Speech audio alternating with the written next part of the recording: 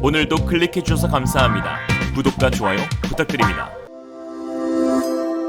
Realism. 지난 유엔 인권사무소는 러시아의 침공으로 우크라이나에서 숨진 민간인 수가 850명에 육박한다고 밝혔습니다. 이 가운데는 어린이 65명도 포함되어 있어 안타까움을 자아냈는데요. 하루빨리 러시아가 침공을 멈추기만을 바라는 마음입니다. 최근 우크라이나 내 민간인 피해가 급속도로 늘어나게 된 것은 러시아군이 보유한 재래식 멍텅구리 폭탄의 발사량이 크게 늘었기 때문인데요. 이 멍텅구리 폭탄은 목표물을 추적하는 유도 기능이 없어 주요 군사시설이 아닌 민간시설을 향해 발사될 수 있는 오폭 위험이 큰 무기입니다. 결국 러시아군이 군사시설만 정밀하게 타격했다고 주장한 것은 사실이 아닌 것으로 드러나고 있죠. 미국 CNN에 따르면 러시아는 정밀 추적 장거리 무기를 사용해 군사시설만 공격했다고 하였으나 미 국방정보국장인 스콧 베리어 중장은 최근 의회에 출석해 러시아군이 사용하는 정밀 추적 무기는 극히 소수에 불과하다고 지적했습니다. 대부분은 비유도탄 무기로 민간인들이 대피하고 있는 길가, 도로, 병원, 학교 등에 무차별적으로 미사일이 떨어지고 있다고 하였죠. 서방 정보당국은 러시아군이 비유도탄을 사용하는 이유에 대해 여러 가지 해석을 내놓고 있는데요. 우선 러시아군이 민간인 사망자 수를 양산하는 전쟁 방식을 채택했을 가능성이 제기됩니다. 국제사회의 비난에 아랑곳하지 않고 민간인 피해를 야기시켜 우크라이나의 저항을 멈추게 하려는 전략을 이행하고 있다는 것이죠. 그런가 하면 이번 전쟁의 후반부를 위해 다른 유럽 국가나 북대서양 조약기구 나토를 상대로 확전될 가능성을 대비해 러시아군이 첨단 무기를 아끼고 있다는 분석도 나왔습니다. 우크라이나에는 멍텅구리 폭탄으로 폴란드 및 나토국들에게는 자국이 보유한 탄도미사일로 요격할 것을 준비 중이라는 것이죠. 이에 현재 유럽에서는 대공 미사일 방어체계 구축에 사활을 걸고 있습니다. 최근 네덜란드와 독일은 우크라이나 인접국인 슬로바키아에 미사일 방어체계 세대를 파견했습니다. 카인샤 얼롱런 네덜란드 국방부 장관은 18일 성명을 통해 러시아의 우크라이나 침공으로 유럽의 안전 상황이 악화돼 조치가 필요했다며 독일 또한 대공 미사일 방어체계 2대를 보낼 것이다 라고 밝혔죠. 이런 상황 가운데에서 국산 탄도탄 요격 방어체계인 천궁2가 러시아 미사일을 막아줄 방패로 유럽 내에서 주목을 받고 있는데요. 최근 폴란드 하원 야흐 국방위원장은 러시아에 맞서기 위해 한국의 전차와 장갑차뿐만 아니라 다른 첨단 무기체계 도입으로 한국과의 방산 협력을 강화할 것이라고 말했습니다. 즉 대공 미사일 요격 체계를 말하는 것이죠. 야흐 위원장은 우크라이나를 침공한 러시아의 다음 목표는 발트 3국과 폴란드라며 폴란드가 최근 국토안보법 입법을 통해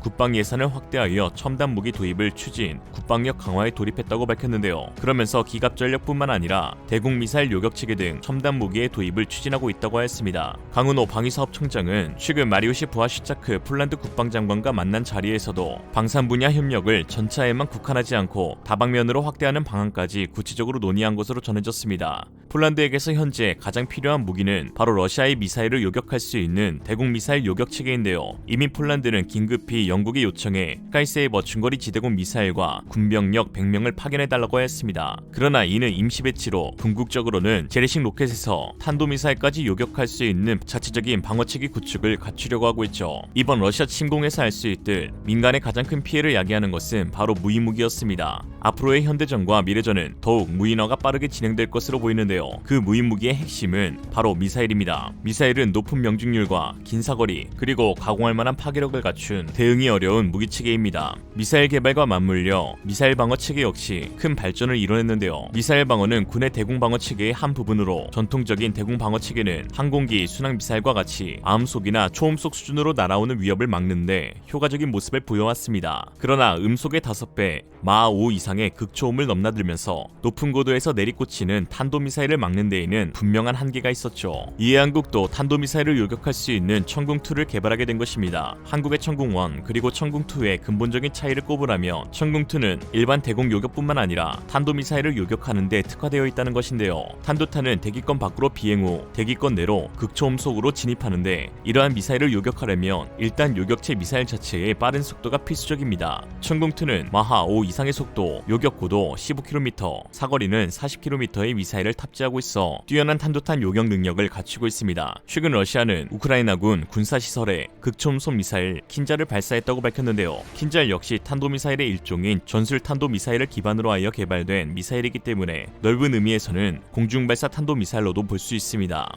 미사일 방어는 주로 이 같은 탄도미사일 위협에 대응하기 위해 구축된 체계를 지칭합니다. 지상과 공중, 우주에서 다양한 감시정찰 정보로 적이 미사일 발사를 준비하는 단계에서부터 발사 후 탄착시키기까지 전 과정을 탐지 추적하고 이를 바탕으로 적의 탄도미사일을 격추합니다. 이에 천궁2 체계는 유도탄뿐만 아니라 교전통제소와 다기능 레이더, 발사대 등으로 구성되어 있죠. 천궁2는 2016년을 시작으로 현재까지의 모든 시험평가에서 100% 명중이라는 진기록을 달성했고, 이러한 우수한 성능을 인정받아 UAE 국방부는 4조 1천억 규모의 계약을 체결하면서 천궁2의 수입을 확정지었습니다. 이번 수출은 국산 단일무기 계약건으로는 사상 최대 규모였죠. 일각에서는 천궁2의 모태가 된 천궁1을 러시아의 기술 지원으로 개발하였는데 과연 천궁2를 유럽에 수출할 수 있을까라는 의문을 제기하지만, 업계는 지난 수십 년간 공을 들여 소프트웨어와 다기능 레이더 등 핵심 기술을 자체 개발하였고, 체계 전체 국산화 비율이 90%에 이른 데다가 기술을 도입할 당시는 페이사 레이더 방식이었지만, 한국은 앞선 전자기술과 반도체 기술을 이용해 더 첨단 방식인 A사 레이더 방식을 도입, 완전히 새로운 체계로 재탄생시켰습니다. 또한 포대의 구성 요소도 더 단순화시키면서도 훨씬 강력하고 전개와 신뢰도가 향상된 구성으로 만들어냈죠.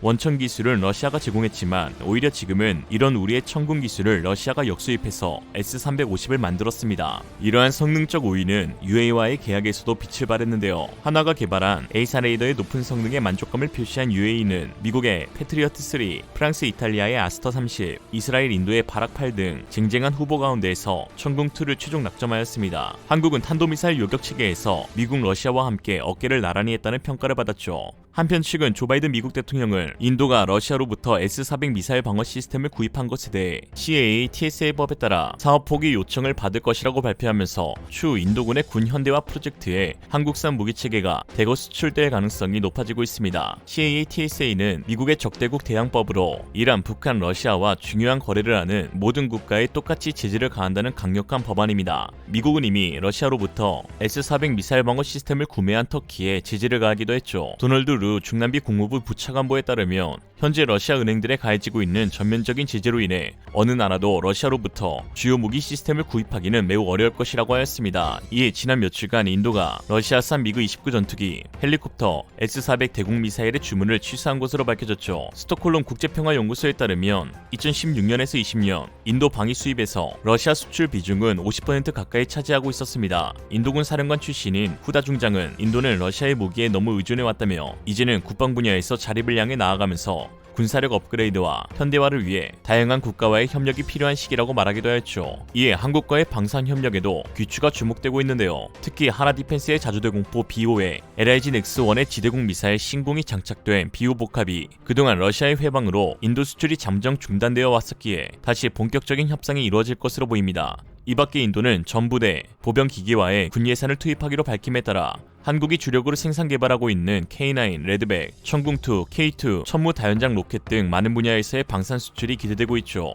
2021 세계 방산 시장 연감에 따르면 우리나라는 2015년에서 19년 이탈리아를 제치고 세계 9위를 기록했습니다. 미국이 부동의 1위를 지켰고 러시아, 프랑스, 독일, 중국, 영국 등이 뒤를 이었는데요. 세계 방산 수출의 20%를 차지하는 2위 러시아가 현재 세계로부터 엄청난 제재를 받고 있어 K방산의 입지가 급부상할 것으로 보입니다. 글로벌 제재 추적 데이터베이스 카스텔룸은 지난 17일 현재 러시아가 전 세계로부터 받고 있는 제재가 총 5,532건에 달한다고 밝혔습니다. 기존 제재 1위였던 이란의 3,613건보다 무려 2,000건 가까이 많고 시리아, 북한보다도 월등한 수준인데요. 여기에 보리스 존슨 영국 총리는 우크라이나를 침공한 러시아와 관계를 다시 정상화해서는 안 된다고 말하기까지 하였습니다. 일각에서는 우크라이나 전쟁으로 한국 무기가 팔려나가는 것이 좋은 일만은 아니다 라고 말씀하십니다. 맞는 말씀이시죠. 그러나 쏟아지는 미사일을 막을 수 있는 것은 역시나 그에 상응하는 미사일밖에 없습니다. 수소폭탄의 아버지 에드워드 텔러는 수소폭탄을 개발하고 난 후 이제 세계는 평화로워졌다 라고 말하였습니다. 그러나 이 개발로 전 세계는 오히려 더욱 군비 증강에 박차를 가하게 되었죠. 전 세계에서 동시에 모든 무기를 폐기 처분하는 일이 발생하지 않는 한 결국은 누가 어떻게 사용하느냐가 무기의 선악을 구분짓게 되는 것 같습니다. 민간인에게 무차별적 폭격을 가하는 전범국 러시아,